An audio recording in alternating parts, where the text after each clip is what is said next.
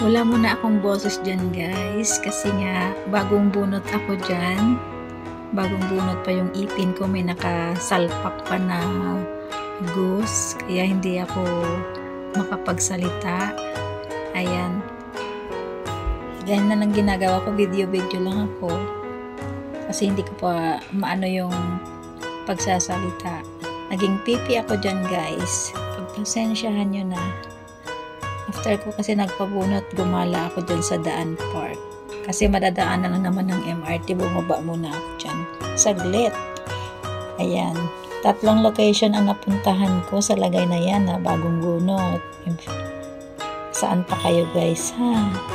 So ito naman guys, dito ako niyan sa Chiang Kai-shek Memorial Hall. Ayan. Mag-isa lang ako. Kaya solo flight ako dyan guys.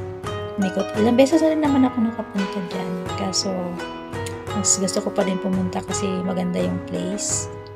Medyo maulap pero hindi naman siya umuulan. Malamig. Kaya naka-close knit tayo, naka-jacket. Siyempre, ang mahiwagang sombrero kung sa Phuket pa. Tapos, andito naman guys, Tulips Festival sa Shilin Residence.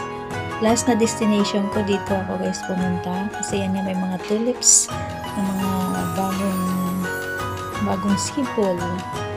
Tapos meron pa yung sayawan ng mga chekwa. Ayan, meron din tayong video